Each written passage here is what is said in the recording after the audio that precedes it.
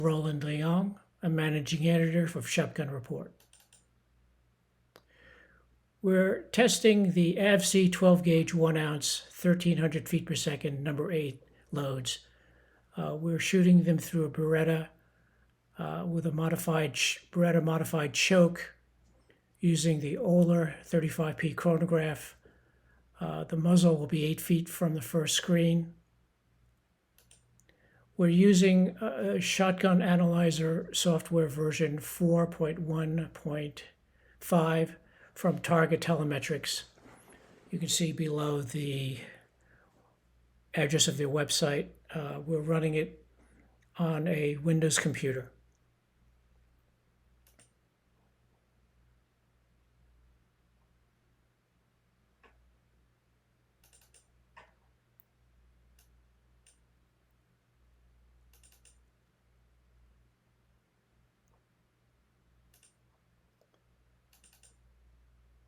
The first screenshot here is the chronograph tape that was recorded from the chronograph.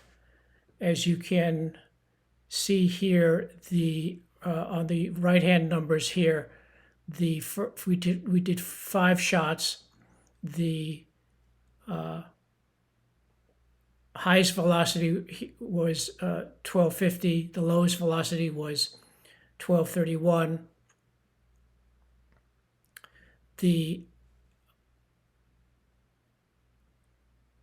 variance extreme spread was 19 feet per second. The mean was 1241, and the standard deviation was 9 feet per second. In a telephone call to Oler chronograph, these numbers that you see here are accurate to about 1 or 2 feet per second, plus or minus 1 or 2 feet per second. This is the first shot, analysis of the first shot. As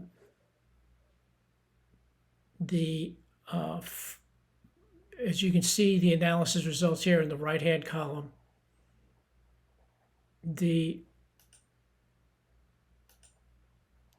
I don't have a cursor that I can use to point to, but you can see here under the image analysis. Let's see if I can get a cursor.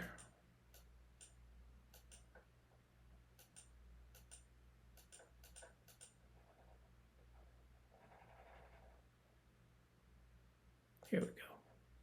Here, the total pellet count was 442. The shot was slight. This was the center of the target. The point of impact was slightly to the center of the pattern, was slightly to the left and a little slightly high. You can see here on the right here that the offset was about 3.3 inches off to the left, slightly elevated about 1/2 inch, and slightly to the left about 3¼ inches. The first circle here, this first 10-inch circle here, 63 pellets were counted. The second green circle here at 20 inches, a total of 188 pellets. And this third green circle here, that 30 inches, totaled, counted 315 pellets. The custom analysis, this red circle here, 25 inches, counted 254 pellets. The kill zone that I selected a standard clay at a normal tilt, and that generated these purple blotches.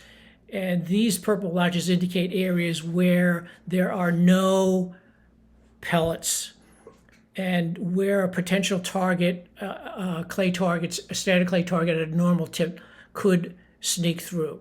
This is based, after speaking with the software developers, this is based on a 1 pellet hit, which is some other software manufacturers usually sometimes require more pellet hits because they feel that a 2 or 3 pellet hit is required to break a target. So this software is less demanding of pellet strikes before it will register a kill. This is, as you can see here, that it expects that within this 25 inch radius that 99.3% of the time, excuse me, that the target will be killed.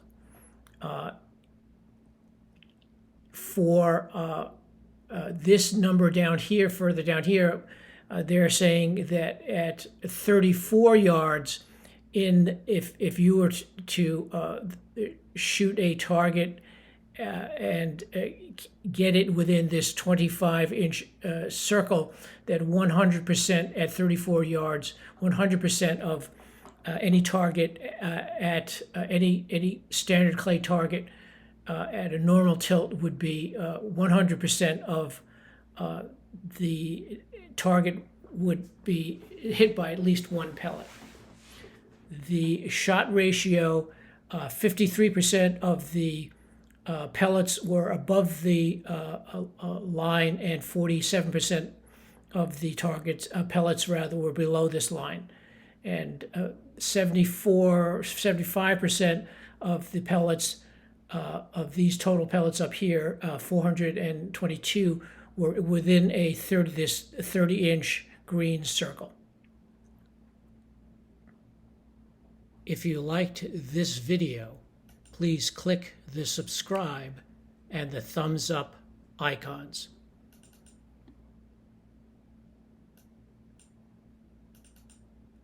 The next target, we were good, similar analysis, was fired under the same circumstances. 381 pellets were counted. The offset was 6.34 inches, as you can see here, was to the right and slightly below. The density of the 10-inch circle was 54 pellets. At the 20-inch circle was 163 pellets. The 30-inch circle, 271 pellets. The custom analysis at 25 inches within the red circle indicates with the standard clay normal tilt target 97.1% percentage probability of a one pellet strike within that red circle, 25-inch circle.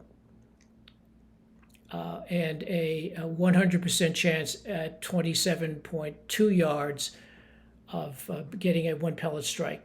The shot ratio of being this particular shot was much lower. There were 47% of the pellets were above the line, and 57% of the pellets were below the line. 71% of the total pellets were within the 30-inch circle.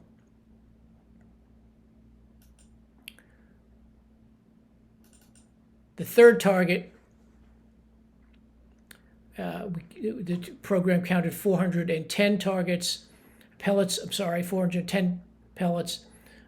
This target was slightly better centered, as you can see both on the image and with the numbers on the offset. You can look at take your time and look at the number of pellets within the 10, 20, and the 30-inch circles.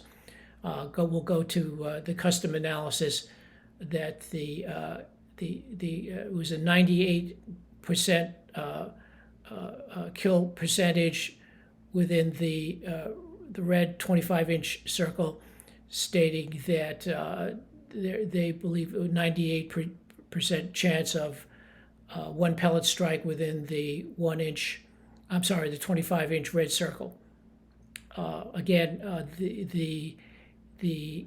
their use of a one pellet strike is much more liberal than other programs. You as an individual need to determine whether you feel that's sufficient or not, or if that's just too generous. Shot ratio down here, 67% of the pellets were above this horizontal line, and 33% were below. So this pattern was slightly higher. As you can see, the point of impact was higher than the aim point. Virtually 71% of all the pellets fell within the 30-inch pattern, 30-inch circle. I'm sorry. Going to the fourth screen, again, 416 pellets were counted. Going back down to quickly to the custom analysis, 96% of the kill zone was considered to be in the red 25-inch circle. 100% kill was considered to be at about 27.7 yards. Shot ratio, this was a little bit low, 45% of the shots were above the horizontal line, 55 below, 65.87% of the shots fell within the 30-inch diameter circle.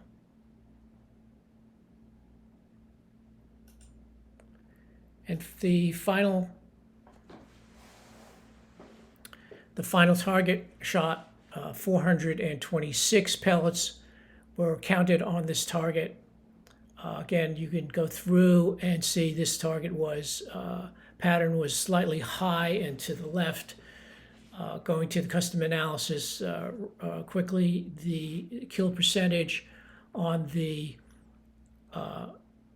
was 97.75 for one hit on this 25-inch red diameter circle.